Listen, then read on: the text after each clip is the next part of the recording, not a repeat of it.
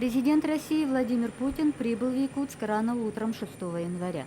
Главу государства в поездке сопровождали министр финансов России Алексей Кудрин, министр транспорта Игорь Левитин, первый заместитель министра экономического развития Андрей Шаронов, президент акционерного общества «Российские железные дороги» Владимир Якунин и заместитель председателя правления РАО ЕС России Вячеслав Синягин.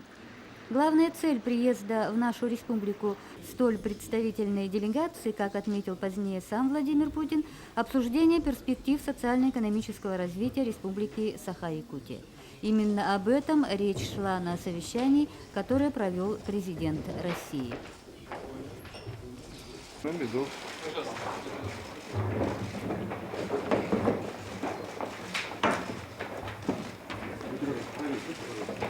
Добрый день, уважаемые коллеги. В нашей повестке вопросы укрепления экономики и социальной сферы Республики Саха-Якутия. Это самый крупный в России по территории субъект федерации и одна из ее богатейших природных кладовых. Излишне говорить, что стабильное и динамичное развитие Якутии имеет ключевое значение как для Дальневосточного округа, так и для всей России.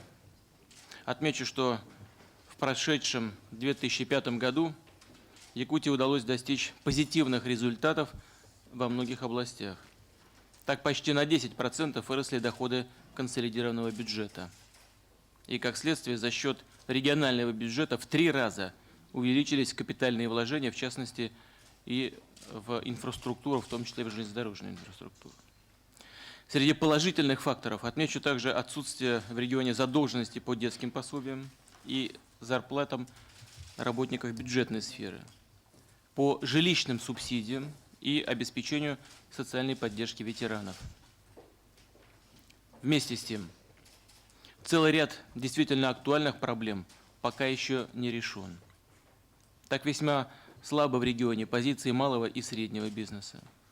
Серьезным препятствием для движения вперед является неразвитость транспортной системы и недостаток прямых долгосрочных инвестиций. Свои проблемы в регионе создает и сложившаяся, хотя и объективно, моноструктурная экономика. Экономика, ориентированная прежде всего на добычу сырья. Обладая естественными конкурентными преимуществами и богатым природным потенциалом, республика все еще продолжает получать помощь федерального бюджета. Больше того, в 2006 году Минфин планирует увеличить ее до более чем 16 миллиардов рублей. Из них свыше 14 миллиардов рублей пойдет на выравнивание уровня бюджетной обеспеченности. Очевидно, что улучшить положение дел как в хозяйственном комплексе республики, так и в ее социальной сфере можно лишь через качественные изменения. Но очевидно, что улучшить положение дел, как я уже сказал, и в хозяйственном комплексе, и в социальной сфере можно лишь через качественные изменения. Изменения в самом деловом климате, в отношении к свободному предпринимательству, к инициативам граждан. То есть за счет эффективных рыночных механизмов, современных управленческих подходов и, разумеется, на базе развития внутренних ресурсов. За счет четкого и грамотного определения приоритетов развития. В этой связи хотел бы акцентировать ваше внимание на нескольких темах. Первое. Одна из актуальных задач – это развитие нефтегазового комплекса Якутии. Мы с президентом вот с утра начали уже говорить об этом. Напомню, что только разведанные запасы якутской нефти и газа значительно превышают потребности республики. И для их освоения сейчас необходимо активнее привлекать инвестиции, как российские, так, возможно, при необходимости и зарубежные. Для чего это нужно делать, думаю, понятно. Развитие нефтегазового комплекса Якутии могло бы стать одной из опорных точек роста Восточно-Сибирского региона в целом. И не только надежно обеспечить внутренние потребности республики, но наладить также поставки энергоресурсов на рынке Дальневосточного федерального округа и далее на рынке наших партнеров по АТР. Потребность в энергетике в Азиатско-Тихоокеанском регионе возрастает больше, чем в других регионах мира. во всяком случае, темпами большими, чем в других регионах мира. Полагаю, что надо существенно активизировать разработку программы создания в Восточной Сибири и на Дальнем Востоке единой системы добычи и транспортировки газа. Хотел бы сегодня выслушать мнение по этому вопросу как регионального руководства, так и представителей федеральной власти. Отдельно остановлюсь на освоении запасов каменного угля. Планируемый ввод Эльгинского месторождения позволил бы уже к 2010 году добывать до 30 миллионов тонн угля ежегодно. Эффективной формой реализации этого проекта может стать создание международного консорциума при сохранении ведущих позиций российского стратегического инвестора. Это позволит привлечь передовые технологии и капиталы и вместе с тем контролировать эту перспективную ресурсную базу. Вместе с тем, полагаю, нужно подумать о том, что представляет сегодня те структуры, которые собираются заниматься разработкой этого месторождения. Каковы будут вложения государства, что мы получим на выходе. Если РАО и РЖД вложат тогда 2 из 2,7 миллиарда необходимых, спрашивается тогда, а где остальные акционеры? И зачем нам нужны такие акционеры-то? Второе. Ключевую роль в укреплении хозяйственного потенциала Якутии играет транспортная система. Это не только одна из кровеносных артерий якутской экономики. Ее развитие прямо влияет и на обеспечение мобильности жителей региона, повышает качество жизни граждан России, проживающих в Якутии. Вот почему сегодня необходима модернизация аэродромов и речных портов, увеличение объемов пассажирских и грузоперевозок на водном и железнодорожном транспорте. Серьезное внимание следует уделить строительству железнодорожной линии и вообще, в принципе, железнодорожного хозяйства.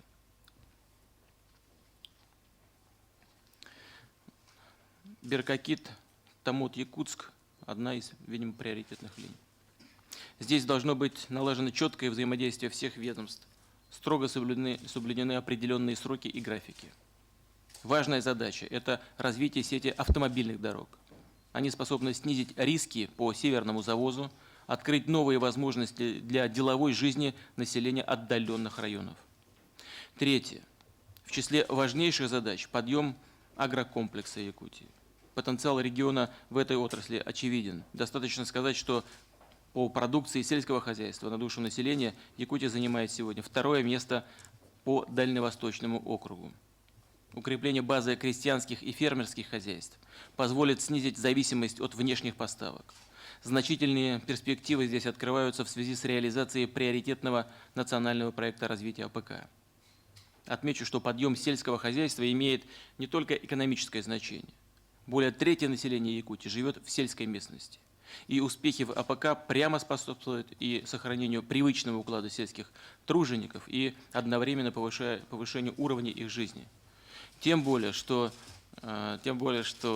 сельское хозяйство, животноводство – это традиционная отрасль местного населения. Уважаемые коллеги, стратегическими задачами развития Якутии являются модернизация здравоохранения и образования, а также жилищное строительство. И здесь следует активнее использовать возможности в рамках начатой в этом году реализации приоритетных национальных проектов. Их цель – повысить качество жизни наших граждан, дать новые стимулы для развития человеческого капитала. В целом, придать мощный позитивный импульс всем регионам страны. Прежде всего, речь идет о серьезном материальном укреплении школ, вузов, а также медицинских учреждений и, прежде всего, первичного звена. Уже в начале года врачи и медсестры общей практики, классные руководители в школах должны получить прибавку к заработной плате. В ближайшее время за счет федерального бюджета начнут поступать современные средства связи, компьютерная техника. Учитывая огромную территорию Якутии, особое значение будет иметь внедрение дистанционных образовательных программ и доступ к интернету, а также использование телемедицины.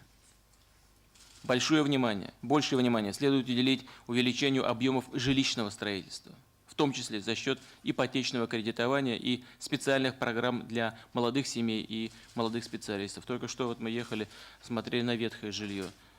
И здесь его достаточно и в городе, и в республике в целом.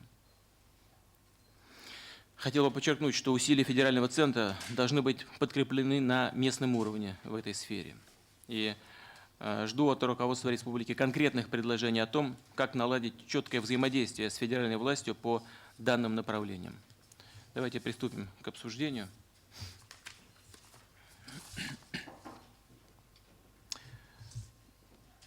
Вячеслав Анатольевич Штыров, пожалуйста. Уважаемый Владимир Владимирович, уважаемые участники совещания, я хотел бы, прежде всего, от имени всех якутян поблагодарить вас за то внимание, которое оказывает президент и правительство Российской Федерации проблемам Крайнего Севера, особенно в последние годы. Это проведение госсоветов в Салехарде, это последнее совещание в Магадане, это сегодняшнее наше совещание по проблемам социально-экономического развития Республики Саха-Якутия. Хотел бы обратить ваше внимание на то, что мы все-таки отличаемся от других регионов Российской Федерации, северных, и от других регионов северных нашей планеты, скажем, Канады и так далее, тем, что в Республике Саха-Якутия существует целая отрасль народного хозяйства, сельское хозяйство, и примерно 40% жителей Республики Саха-Якутия – это селяне. Это сотни тысяч человек, это значительный объем сельскохозяйственного производства. В этой связи Республика Саха-Якутия, конечно же, тратит значительные средства на поддержание сельского хозяйства. До 4 миллиардов в год мы тратим из своего бюджета только на сельскохозяйственное производство, не считая других программ, которые осуществляются на селе. И, конечно, этот фактор необходимо учитывать и при межбюджетных отношениях, и при построении бюджета Российской Федерации. Этот фактор необходимо учитывать и при формировании федеральных программ.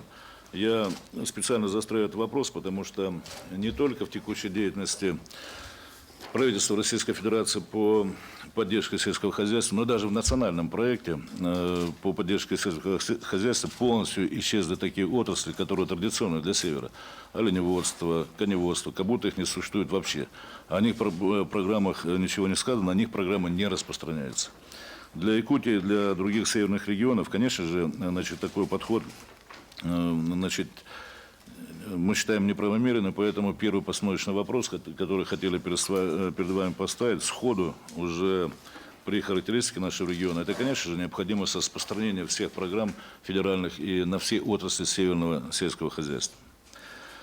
Но, несмотря на все сложности, климатические, экономико-географические, природные, которые есть в Республике Саха-Якутия, тем более республика достаточно стабильно развивается и по многим показателям занимает ведущие места в Дальневосточном федеральном округе и в Российской Федерации. Ну, скажем, по объему добавленной стоимости и валового регионального продукта на душу населения мы входим в 15 ведущих регионов Российской Федерации. По общему объему валового регионального продукта занимаем первое место в Дальневосточном федеральном округе. Это связано и с большими масштабами сельского хозяйства, о которых я говорил, но прежде всего с деятельностью нашей промышленности. Промышленность Республики Саха-Якутия опирается на хорошую минерально-сырьевую базу.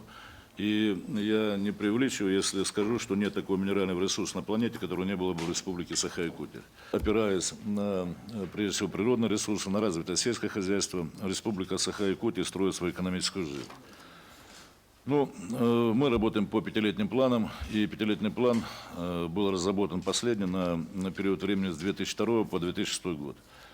Значит, на этом слайде сказано о том, что мы ставили перед собой задачу за это время увеличить валовый региональный продукт на 15%. Вот такие задачи были поставлены, значит, и в принципе по итогам 4 лет я могу сказать, что они в основном выполняются. Вот. Если говорить о валовом региональном продукте, как интегральном, что ли, показателе, работы экономики Республики Саха-Якутия, то на сегодняшний день за 4 года мы осуществили прирост на 13%, и в последнем году пятилетки, в 2006 добьемся планов показателей, там 15%. Выросли объемы промышленной продукции, как в реальном выражении, так и в номинальном выражении. Выросли объемы сельского хозяйства. И я обращаю ваше внимание на то, что вот вложенные средства в сельское хозяйство, они дают свой эффект. И можно посмотреть, как, предположим, в 2002 году каждый рубль, направленный на поддержку сельскохозяйственного производства, давал примерно 2,5 рубля новой продукции, а в 2005 году уже 3 рубля. Это говорит о том, что все эти действия оправданы. Я говорил, что главная проблема была убыточность предприятия. стадии банкротства и так далее. Вот за 4 года удалось увеличить интегральные показатели по прибыли в целом по народному хозяйству Республики Саха-Якутия. И особенно важно, что если вы видите, в 2002 году 90% прибыли было получено в алмазной промышленности, то к 2005 году ситуация изменилась за счет роста в других отраслях. Ну, такие неплохие показатели в экономике позволили нам увеличить, в общем-то, доходы консолидированного бюджета Республики Саха-Якутия. И я также обращаю внимание ваше на структуру доходов консолидированного бюджета. Вы видите, вот эта нижняя часть синяя, значит, показывает о том, что наши собственные налоговые доходы за это время вырастают и вот занимают больший удельный вес в структуре доходов. И в то же время обращаю внимание, что вот эта красная, значит, средняя полоса – это доходы, которые мы получаем не налоговые. В основном это арендная плата от акционерной компании «Алроса». И она, несмотря на то, что снижается в удельном весе наших доходов, все равно продолжает занимать серьезное место – 23%. И поэтому, когда мы говорим о тех или иных преобразованиях компании, мы должны иметь в виду, что выпадет 23% наших доходов. Вот за это время удалось привлечь инвестиции от разных компаний, и не только государственную, в экономику Республики Саха-Якутия. И вы видите, что произошел рост в целом почти вдвое. И очень важно, что это не только в алмазную промышленность, но и в другие отрасли. В республике начали работать такие крупные компании, как Сургутнефтегаз, как акционерное общество железной дороги России. Значит, в республике работает Евразхолдинг и целый ряд других предприятий, которых раньше не было. Это тоже такой положительный результат. Конечно же, мы отдаем себе отчет, что в ходе реализации своего плана у нас есть очень много нерешенных проблем по целому ряду отраслей, предприятий, значит, по целому ряду направлений деятельности, в том числе по структурным изменениям в экономике, и в том числе по тем вопросам, о которых вы говорили, развитие малого, среднего бизнеса и так далее. Но, тем не менее, это все рабочие вопросы, которые мы знаем, понимаем, и дальше будем работать, и думаем, что основные задачи пятилетки выполним. Но существует один вопрос, с которым мы не в силах были справиться, и мы, я прямо скажу, не решили его. Это уровень жизни пенсионеров в Республике Саха-Якутия.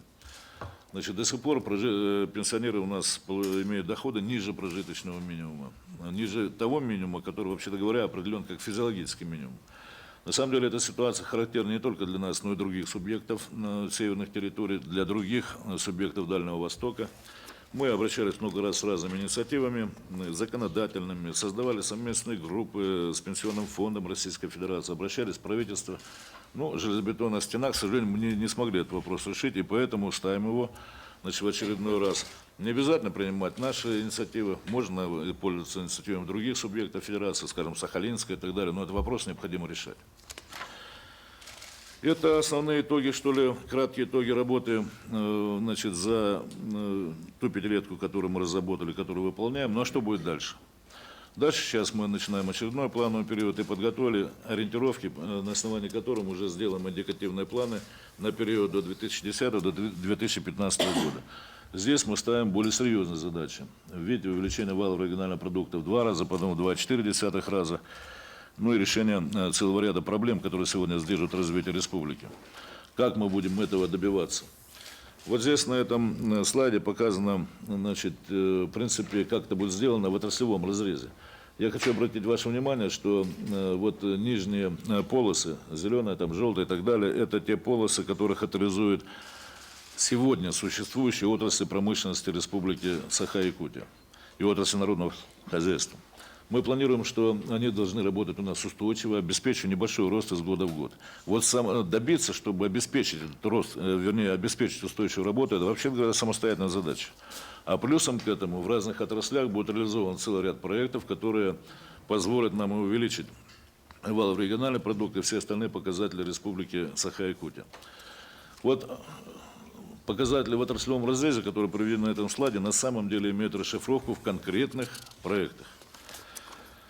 Я сейчас охарактеризую несколько из них, самых главных. Значит, прежде всего, я хотел бы остановиться на периоде с 2005 по 2010 год, на первом периоде. Вот это основные наши, значит, проекты, которые мы должны реализовать, которые должны нам удвоить валовый региональный продукт.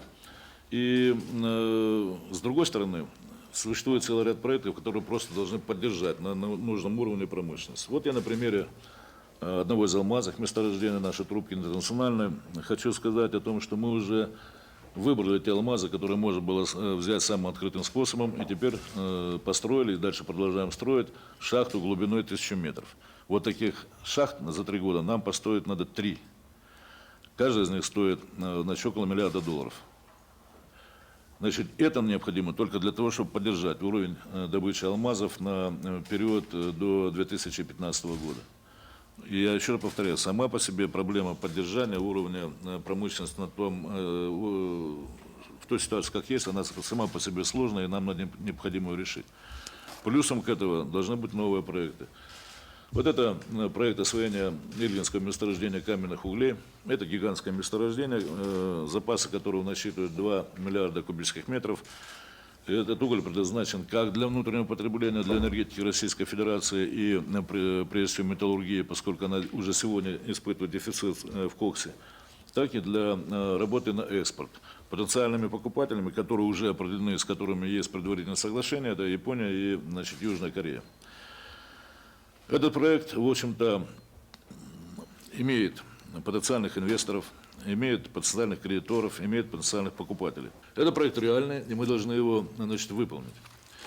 Второй проект, значит, это развитие месторождения рудного золота в Республике Саха-Якутия. Значит, мы рассчитываем, что до конца первого периода, до 2010 года, мы увеличим добычу золота на 10 тонн, а сегодня мы добываем 20 тонн золота. Это будет реализовано за счет 3 инвестиционных проектов, которые осуществляет у нас значит, фирма «Полис», дочернее предприятие Норильского никеля, которое уже в этом году $100 миллионов вкладывает в эти наши проекты. Значит, третий проект, который реализовывается, значит, это проект по освоению наших нефтяных месторождений. Вот эта общая схема, которая показывает ситуацию на Дальнем Востоке и частично в Восточной Сибири по нефтяным и газовым месторождениям. Наши основные месторождения находятся на юго-западе Якутии. Это Талаканское месторождение нефти. И уже принято правительством Российской Федерации решение о строительстве нефтепровода Тайшет-Находка. И мы подключаемся к этому нефтепроводу в точке, которую нам указала Транснефть, это Усть-Кут. Для этого надо построить 600 километров своего подводящего нефтепровода. Работы на месторождении ведутся полным ходом, истрачено уже несколько сот миллионов долларов. Я опять обращаюсь к той схеме, которую я вас показывал, для того, чтобы немножко прокомментировал, что будет происходить в 2010-2015 году, какие там основные задачи и проекты. На самом деле не надо так понимать, что мы приступим к решению этих задач именно в 2010 году. На самом деле, для того, чтобы их реализовать, всевозможная подготовка должна вестись уже сейчас. Значит, это и создание инфраструктуры, это и решение вопросов по схемам развития месторождений и так далее. Значит, так вот, в этот период времени ключевым для нас, конечно же, будет являться освоение Чаиндинского газового месторождения. Вы заметите, что эта схема тоже, повторяю, которую я показывал, применительно к нефтяной промышленности. Но на самом деле здесь другие схемы прохождения трубопроводов. Значит, они идут от нашего Чаиндинского месторождения, значит, на восток, через юг Якутии, Амурскую область, Хабаровский край, в Приморье, с ответвлениями, значит, в Китае и в Южную Корею. К ним подключится Сахалинский газ в Хабаровске. Значит, и на западе газ Кавыкинского месторождения тоже будет закольцован в эту систему, хотя на самом деле большая часть газа должна уйти в объединенную систему газопроводов европейской части России, с Кавыкти. Вот этот план согласован нами с «Газпромом». К сожалению, значит, он не нашел пока практического применения, потому что правительство Российской Федерации должно утвердить схему развития газовой промышленности. Может быть, какие-то изменения в этот план будут внесены, может, очередное месторождение. Но факт тот, что ничего, дело не двигается, пока не утверждена схема. Следом за утверждением схемы необходимо проводить аукционы по нашим месторождениям. Из-за того, что этой схемы нет, главное наше месторождение Чаиндинское уже 3 года ставится на проведение аукционов, и 3 года с них снимается. Последний раз мы его сняли в декабре 2005 года. Вот поэтому здесь постановочный вопрос у нас такой, что необходимо принять решение правительству по схеме газоснабжения Дальнего Востока и провести тогда аукционы под эту схему на наши месторождения. Наконец, с российским акционерным обществом РАО ЕС Россия мы совместно ведем работу по созданию Южно-Якутского гидроэнергетического комплекса. Значит, он будет представлять собой 4 электростанции в Южной Якутии, работающие на гидроресурсах. А вообще, в скобках должен сказать, что Республика Саха-Якутия имеет 22% всех гидроресурсов от Российской Федерации. И предназначен будет для того, чтобы, во-первых, решить окончательно все проблемы с энергоснабжением Дальнего Востока и обеспечить экспорт электроэнергии в Китай. Как известно, РАО ЕС заключила предварительное соглашение о экспорте 40 миллиардов киловатт-часов или о потребности в 40 миллиардов киловатт-часов в Китайской Народной Республике, которых нам не хватает здесь на Дальнем Востоке. Они будут возмещены вот этим решением и некоторыми другими решениями. Это проект дорогой, 8,2 миллиарда долларов. В этом году, в 2006, начинается разработка технико-экономического обоснования, но он имеет очень высокую эффективность за счет исключительно хороших параметров створов на реках, на которых он будет создан. Вот это 3 главных проекта следующих 5 лет.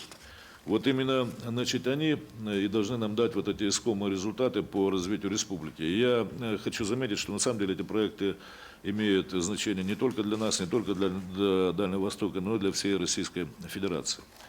И вот когда мы характеризуем все эти проекты, то на каждом из них в той или иной мере возникает 2 главных проблемы. Это неразвитость транспортной структуры и энергетической инфраструктуры. Что касается транспортной проблемы. Вот здесь показана существующая транспортная схема Республики Саха-Якутия, и вы видите, что самый южный участок, который окрашен желтым цветом, это территория, где мы сегодня осуществляем круглогодичный завод грузов. Все остальное – это завоз грузов сезонный. Либо в навигацию арктическую по Северному морскому пути, либо в навигацию речному по нашим рекам, главной реке Лени, потом Индигирь, Колыма и так далее. И в этой связи и возникает целая серия проблем в экономике Республики Саха-Якутия. Поэтому на основании транспортной стратегии Российской Федерации была разработана транспортная стратегия Республики Саха-Якутия, которая соответствующим образом согласована в министерствах и ведомствах, конечно, прежде всего в Министерстве транспорта Российской Федерации, совместно с нами осуществляется. Основной замысел заключается в том, что мы должны достроить железную дорогу до Якутска. Беркакит-Томот-Якутск, который вы тоже упоминали. Придя в Якутск, очень важно, что придя в Якутск, железная дорога, значит, должна быть подкреплена развитием других видов транспорта. Это должно быть сделано синхронно. Железная дорога до Якутска, мост через реку Лену, значит, автомобильные дороги. Автомобильная дорога Колыма, федеральная дорога, которая должна быть достроена. На картах она есть, на самом деле там грунтового разрыва и 4 моста не хватает больших. Автомобильная дорога Вилюй, которая уходит у нас на запад Якутии, как раз уходит на нефтяные и газовые месторождения. Автомобильная дорога, значит, Амга, которая уходит в основной золотодобывающий регион Республики Саха-Якутия. Ну и, конечно, ряд других дорог, которые имеют уже меньше значения, но важны для нас. Это все должно быть синхронно. Только тогда мы можем получить эффект от железной дороги. Одновременно необходимо произвести реконструкцию якутского воздушного узла, поскольку он является одним из ключевых на северо-востоке страны, потому что даже с приходом железной дороги все равно часть грузов и пассажиров, больше мы будем перевозить авиационным транспортом, больше того, эти перевозки, очевидно, возрастут, потому что транспортная доступность улучшится в целом по республике.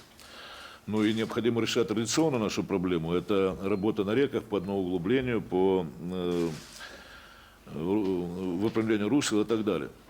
Я вообще, на самом деле, все эти вопросы действительно согласованы на всех уровнях и являются частью транспортной стратегии Российской Федерации.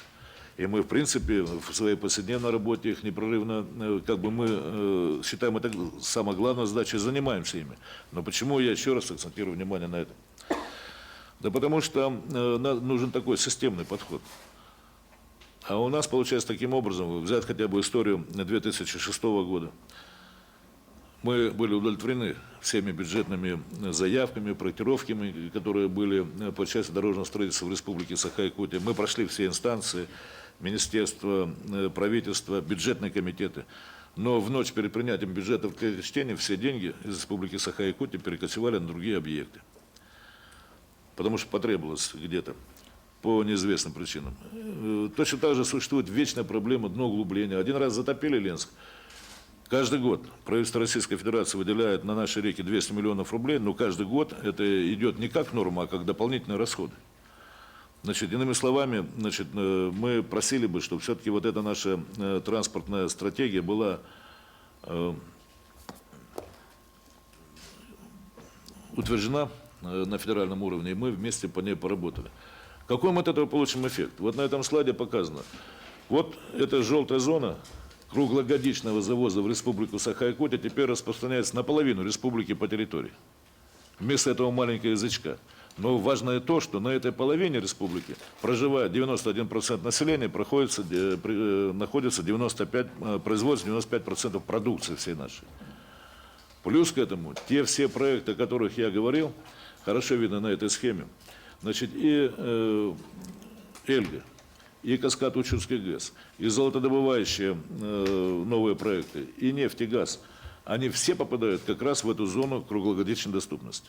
Вот почему это важно не только для улучшения общего экономического состояния Республики Саха-Якутия, но и для реализации этих больших инвестиционных проектов, про которые мы говорим. Вот получается, что на самом деле вот эти, казалось бы, огромные глобальные проблемы, связанные с развитием инфраструктуры, транспортной, энергетическая, тоже сводится к конкретным проектам, к конкретным решениям, которые на самом деле либо проработаны, либо есть. Теперь надо их как бы свести в одно такое целое и дальше по ним работать.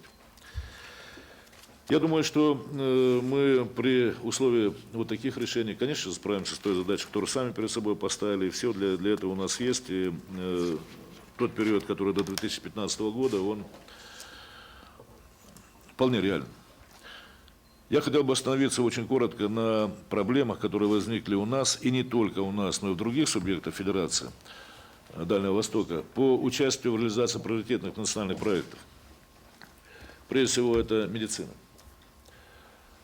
Ну, есть чисто наш вопрос. Мы предложили бы использовать наш национальный медицинский центр как базовый центр для получения федерального заказа на лечение, может быть, да, из других субъектов Федерации и так далее. Но есть еще другая проблема. Вот эти 10 тысяч рублей, которые должны получать медики приближенного к населению звена, на самом деле должны получать тогда, когда они выполняют норматив по численности обслуживания населения. Педиатры 800 человек, терапевты общего назначения, скажем, 1700 человек и так далее. У нас, других субъектов Дальнего Востока, особенно в сельской местности, они значительно меньше диапазон населения обслуживают, по той причине, что огромное транспортное расстояние, им приходится передвигаться и так далее. Вот они не будут получать эти средства в этом году. Так трактует Минсоздрав. Значит, и поэтому примерно 30% врачей у нас не получают. И когда мы в конце прошлого года проводили специальное совещание дальневосточников в Минсоздраве, мы там получили тоже примерно такой ответ. На самом деле эту проблему можно решить. Например, можно решить ее так, как она решена применительно к педагогам. 1000 рублей за классное руководство, если у тебя нет достаточного количества учеников, скажем, 14 человек в сельской школе, а только 10, значит, 1000 рублей делится на 14, умножается на 10. Получается столько, сколько у тебя сфера обслуживания. Ну, наверное, и здесь можно применить такие механизмы. В самом случае, этот вопрос требует решения, потому что он вызывает непонимание и такое неудовольствие. Это не только наш вопрос, это вопрос других субъектов Дальнего Востока. В этом случае я выражаю интегрированную нашу точку зрения. Дальше это программа по ветхому жилью. Вот национальный проект решения жилищной проблемы, значит, он сейчас таким образом развернут Министерством ведомством Российской Федерации, что из него, значит, исчезла программа сноса ветхого жилья. Она реализовывалась на протяжении многих лет в Российской Федерации. Мы очень довольны нашим взаимодействием с федеральным правительством и благодарны ему за то, что последние годы мы столько много смогли снести.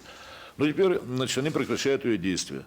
Подход, потому что примерно такой, что этот снос ветхого жилья должны сделать инвесторы за свой счет. Ну, в принципе, возможно, такая схема и годится. Допустим, в Москве или там в Санкт-Петербурге, предположим, может, в Нижнем Новгороде, в Новосибирске. Потому что там рентабельность строительства жилья достигает 200-300%. Разница между себестоимостью и продажной ценой. У нас, ввиду низкой платежеспособности населения, еле-еле строители имеют рентабельность от 5 до 10%. Конечно же, они не могут включать стоимость сносимого жилья в стоимость этих квартир. И не могут снести за свой счет. У нас эта проблема остается.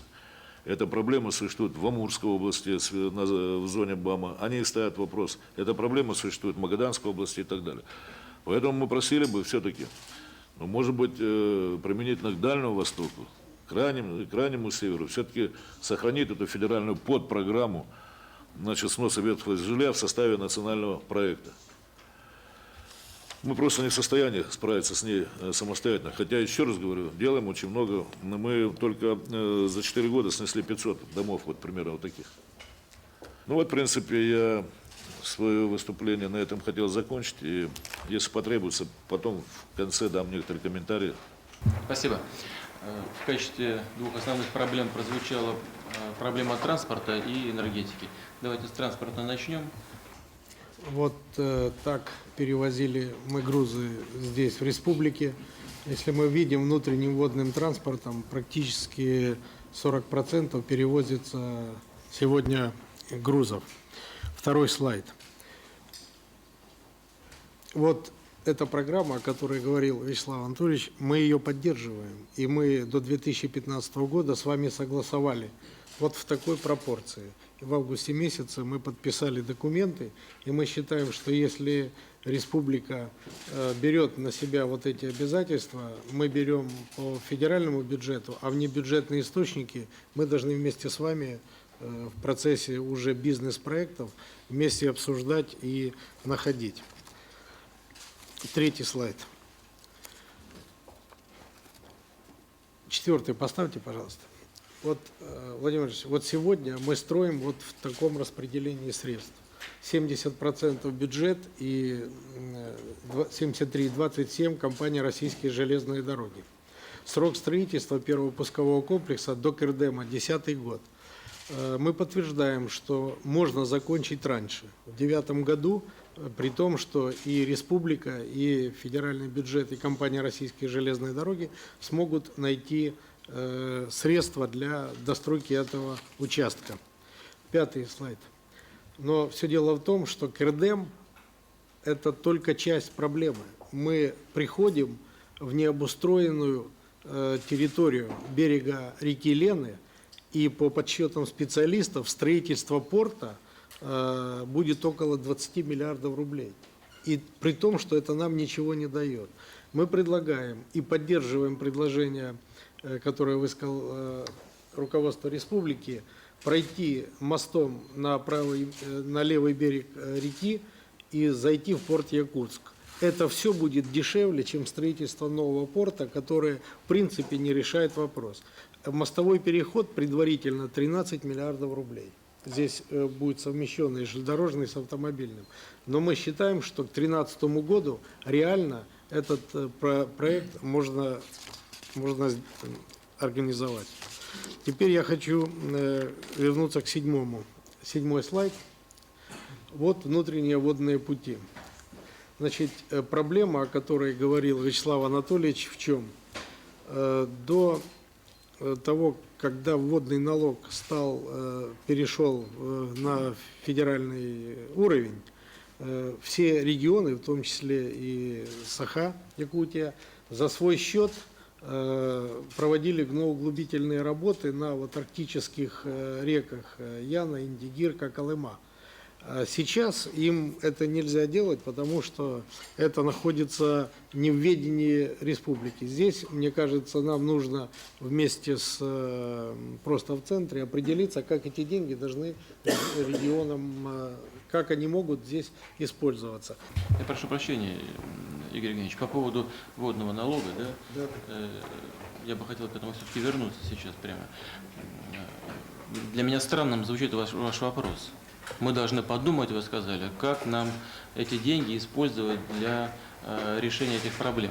Когда в свое время мы обсуждали вот эту часть изменений в налоговом законодательстве, меня правительство убеждало в том, что это необходимо сделать как раз для того, чтобы лучшим образом решать вопросы водного хозяйства. А теперь министр говорит, как бы нам эти деньги вернуть. Так а зачем деньги забрали тогда? Можно я поясню? Дело в том, что действительно по нашему убеждению увеличилась эффективность использования этих денег именно в интересах водного хозяйства. Но водное хозяйство распадается на две части: транспортную и нетранспортную. Так вот, нетранспортная часть, связанная с укреплением, берегозащитой, вот там повысился, так скажем, коэффициент использования этих денег. А вот транспорту досталось меньше. Это вот, видимо, недоработка. Сейчас не про транспорт идет речь, сейчас Ну, про на углубление. Да. Ну, это в интересах мы транспорта. В свое время это ведь Ленск затопили, потому что вовремя работ не проводили. И это был один из аргументов, когда вот убеждали, что нужно это консолидировать в федеральный бюджет, говорили: вот видите, вот Ленск затопили, деньги там вот в регионы уходят, а используются неэффективно. Мы заберем наверх и будем использовать эффективно. А теперь министр говорит: а их вообще нет там. Я не понимаю, что это произошло-то. Но это одна из существенных проблем. Деньги пошли Вот, по линии хозяйство. МПР, Владимир Владимирович, вот связанные с берегоукреплением в основном, вот с водного налога. Одно углубление, другие работы. Где эти деньги-то? Куда мы их используем? Значит, вот это нужно в поручении обязательно сформулировать. В ходе совещания также были рассмотрены вопросы участия акционерного общества «Российские железные дороги» и РАО ЕС России в проектах на территории республики. С докладами выступили президент открытого акционерного общества «Российские железные дороги» Владимир Якунин и заместитель председателя правления РАО ЕС России Вячеслав Синягин. Также на совещании в закрытом режиме были рассмотрены вопросы деятельности акционерной компании «Алроса». Затем состоялась встреча президента России Владимира Путина и президента Республики Вячеслава Штурова, в ходе которой обсуждались актуальные вопросы развития республики.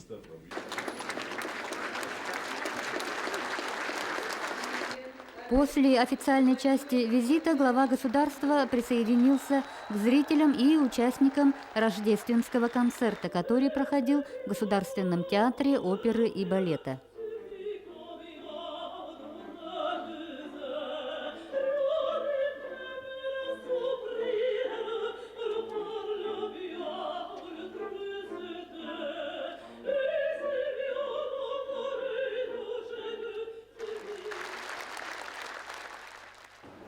После концерта Владимир Путин посетил Национальный художественный музей республики. Особое внимание президента привлекли полотна якутских художников.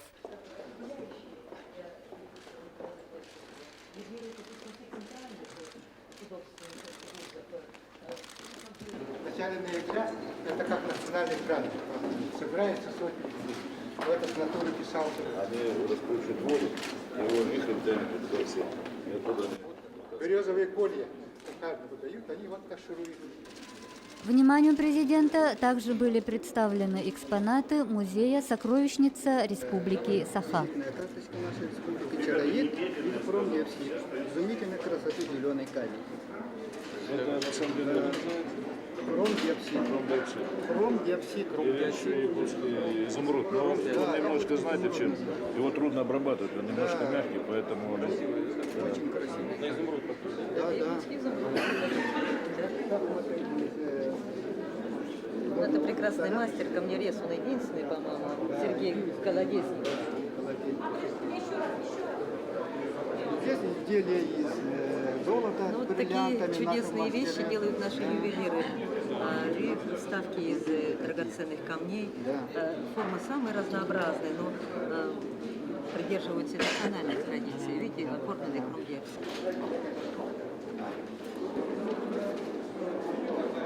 В школе изучаете? Здесь, в здании Национального художественного музея, Владимир Путин поделился своими впечатлениями о республике. Ну, здесь еще не самая холодная погода, как мне сказали. Всего 45 с утра было, а сейчас уже потеплело 42. Но впечатление очень хорошее. Прежде всего мы поговорили по проблемам развития в Восточной Сибири и непосредственно Республики Саха-Якутия. Поговорили очень предметно и о сегодняшнем дне республики, о проблемах сегодняшнего дня, о взаимоотношениях с федеральным центром. Поговорили о перспективах развития. крайне важно для страны в целом и для Якутии уделить больше внимания огромным планам, которые могут быть реализованы в Восточной Сибири и в Якутии в частности. Это даст толчок развитию не только республики, но и всей Восточной Сибири России. Очень интересные, перспективные задачи стоят перед руководством республики и перед страной в целом по реализации этих проблем и задач.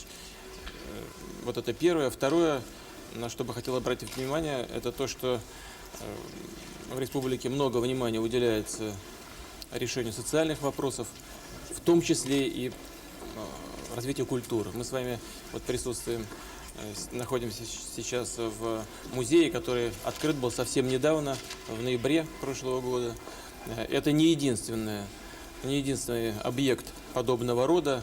Я в одну из первых своих поездок в республике был в школе-интернате, музыкальной школе, и видел, как там бережно, как в республике бережно относятся к детям, к подготовке кадров в сфере культуры. И сегодня с удовольствием смотрел, как выпускники и воспитанники этой школы выступали на сцене театра, оперы и балета. Что называется, любо-дорого посмотреть. Мы давно уже планировали с руководством республики поговорить по проблемам развития самой Якутии. Это совпало с праздником Рождества, и я от всего сердца хочу поздравить всех жителей республики и с наступившим Новым годом, и с приближающимся праздником Рождества Христова. Всего доброго, всем спасибо большое. Ребята, вас поздравляю. В канун Рождества президент России Владимир Путин также принял участие в рождественском богослужении в Градо-Якутском Преображенском кафедральном соборе. Он вошел в православный собор в сопровождении президента республики Вячеслава Штурова во время службы на якутском языке. В рождественском богослужении традиционно принимают участие те, кто встречу Нового года олицетворяет с православными традициями российского государства. Президент России Владимир Путин пообщался с прихожанами Якутска, принял рождественские открытки от детей и побеседовал с владыкой якутским и ленским Зосимой. По окончании рождественской службы в Преображенском соборе президент России поздравил присутствующих с Рождеством Христовым и пожелал счастливого праздника. Этот день действительно оказался полон событиями, которые будут иметь значение для будущего республики.